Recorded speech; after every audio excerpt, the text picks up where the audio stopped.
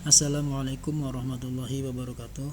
Kepada anak-anakku sekalian kelas 11 MAN 1 Magelang yang saya sampaikan, bertemu lagi dengan saya Bapak Muhammad Khairi yang akan menemani belajar kalian untuk mapel akidah akhlak. Untuk pertemuan kali ini kita marilah awali dengan membaca bismillah bersama. Bismillahirrahmanirrahim. Untuk pertemuan kemarin kita sudah membahas mengenai aliran-aliran kalam, di antaranya adalah Khawarij, Syiah, Murji'ah, Jabariyah serta Qadariyah. Untuk saat ini kita akan mempelajari aliran Mu'tazilah yang pertama. Mu'tazilah tokohnya yaitu Wasil bin Atha. Wasil merupakan salah satu murid dari Hasan al-Basri. Hasan al-Basri adalah seorang sahabat tabi'in. Di sini Wasil bin Atha memisahkan diri dari Hasan al-Basri karena tidak berbeda pendapat, sehingga Mu'tazil itu artinya kan memisahkan diri. Kemudian secara langsung saja doktrin atau ajaran-ajaran dari Mu'tazilah. Yang pertama mengenai tauhid, yang kedua mengenai keadilan Tuhan. Dalam tauhidnya Wasil bin Atha mengatakan mengingkari sifat-sifat Allah. Menurut kaum Mu'tazilah, apa yang dikatakan sifat tidak lain dari zatnya sendiri. Berarti beliau mengingkari mengenai sifat-sifat wajib bagi Allah. Kemudian yang kedua, Al-Quran menurutnya adalah makhluk, ciptaan, ya. Berarti bukan kalamullah, bukan kalam. Kemudian yang ketiga, Al-Quran di akhirat Allah di akhirat kelak tidak dapat dilihat oleh panca indera manusia, karena Allah tidak akan terjangkau oleh indera mata manusia. Ini pendapat dari Mu'tazilah. Kemudian berkaitan dengan keadilan Allah, menurut Mu'tazilah Tuhan tidak menghendaki keburukan, tidak menciptakan perbuatan manusia, sehingga Allah akan membalas semua amal manusia. Menurut Mu'tazilah, apa yang dilakukan oleh manusia murni adalah hasil dari manusia itu sendiri. Kemudian kaitannya dengan janji dan ancaman bahwa akan ditepati oleh Allah. Kemudian berkaitan dengan posisi di antara dua posisi, ya, yaitu al-manzilatu bainal manzilatain. Ini berkaitan dengan seorang mukmin yang mempunyai dosa besar. Menurut Mu'tazilah, orang muslim yang berdosa besar tidak dikatakan muslim dan juga tidak dikatakan kafir, tapi di tengah-tengah, ya, tidak mukmin dan juga tidak kafir, sehingga posisi di antara dua posisi. Yang ketiga, yang kelima atau terakhir, yaitu mengenai amar ma'ruf nahi mungkar, mengajak kepada kebaikan dan juga mencegah kepada kemungkaran. Kemudian untuk aliran yang berikutnya ada aliran Asy'ariyah. Ya, Asy'ariyah ini didirikan oleh tokohnya yaitu Abu Hasan al-Asy'ari.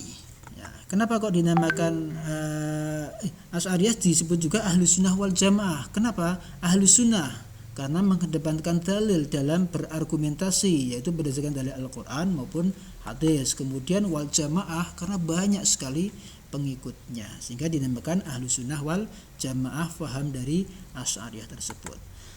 Adapun pokok ajaran dari Asy'ariyah yang pertama yaitu mengenai sifat Tuhan. Ya, menurut beliau Allah itu mempunyai sifat yang dirumuskan dalam Aqaid 50, ya, yang 20 sifat wajib bagi Allah, 20 sifat muhal bagi Allah, 1 sifat jaiz bagi Allah, kemudian 4 sifat wajib bagi Rasul, kemudian 4 lagi sifat muhal bagi Rasul, dan 1 lagi sifat jaiz bagi Rasul, terkumpul dalam Aqaid 50 yang merupakan karangan atau ajaran dari Asy'ariyah. Kemudian yang kedua adalah kekuasaan Tuhan dan perbuatan manusia. Menurut Asy'ariyah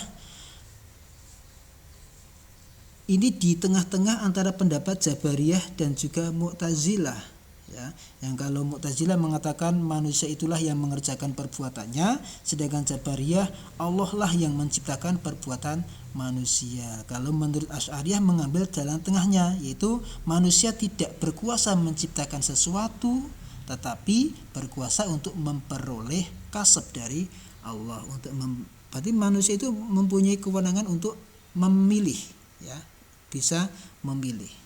Kemudian keadilan Tuhan, ini menurut Asy'ari, Tuhan tidak mempunyai kewajiban apapun untuk menentukan tempat manusia di akhirat, sebab semua itu merupakan kehendak mutlak Tuhan.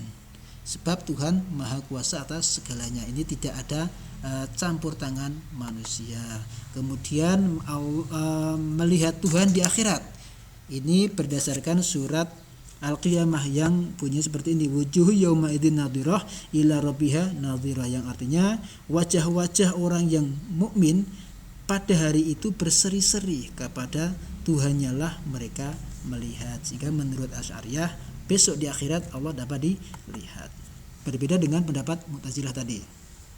Kemudian berkaitannya dengan ajaran berikutnya berkaitan dengan dosa besar. Di mana posisi orang mukmin yang berdosa besar, yaitu dikatakan fasik. Artinya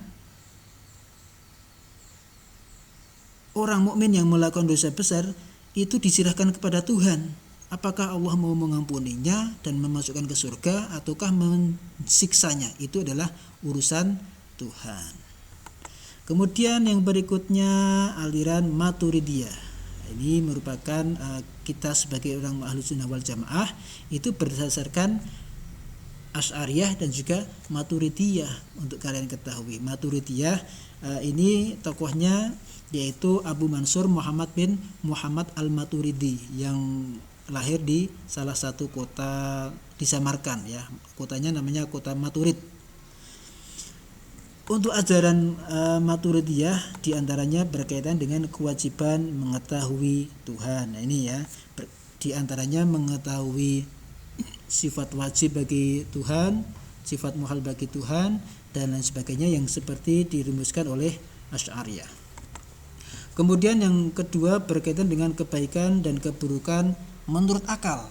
Nah, menurut Maturidiyah ini mengakui adanya keburukan objektif yang tidak dapat pada suatu perbuatan itu sendiri, dan akal dapat mengetahui kebaikan dan keburukan bagian saja. Ini. Kemudian yang ketiga berkaitan dengan hikmah dan tujuan perbuatan manusia.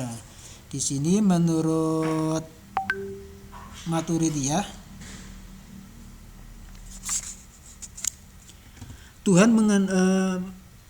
perbuatan Tuhan itu mengandung kebijaksanaan atau hikmah baik dalam ciptaannya maupun dalam perintah dan juga larangannya. Tapi perbuatan Tuhan tersebut tidak karena paksaan atau dipaksa. Perlu diketahui bahwa ma khalaqta hadza batila, tidak ada satupun yang engkau ciptakan oleh Allah itu adalah sia-sia, pasti mengandung hikmah dan juga tujuan. Kemudian yang berikutnya ada aliran Maturidiyah Bukhara yang merupakan gagasan dari Abu Yusr Muhammad bin Al-Husain bin Abdul Karim Al-Baidawi atau dikenal dengan Al-Baidawi. Langsung saja kepada ajarannya, yaitu yang pertama kaitannya dengan akal dan wahyu. Yang menurut Al-Baidawi, akal tidak dapat mengetahui kewajiban mengerjakan yang baik dan juga menjauhi yang buruk, karena akal hanya dapat mengetahui apa yang baik dan buruk saja. Dan untuk mengetahui kewajiban adalah syara'. Kemudian sifat-sifat Tuhan. Nah, ini menurut Baidawi, Tuhan mempunyai sifat. Beliau juga menjelaskan bahwa kekekalan sifat-sifat itu melekat dengan esensi Tuhan itu sendiri. Ini sama kaitannya dengan yang dijelaskan oleh Asy'ariyah.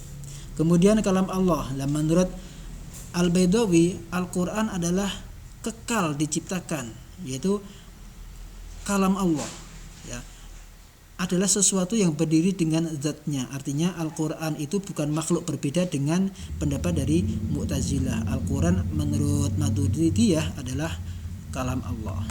Kemudian berkait yang keempat adalah perbuatan manusia. Menurut Al-Baidawi, dalam perwujudan perbuatan terdapat dua perbuatan, yaitu perbuatan Tuhan dan perbuatan manusia. Kemudian perbuatan Tuhan adalah penciptaan perbuatan manusia dan bukan penciptaan daya. La haula wala quwwata illa billah. Berarti perbuatan manusia hanyalah melakukan perbuatan yang telah diciptakan, ya, hanya melakukan.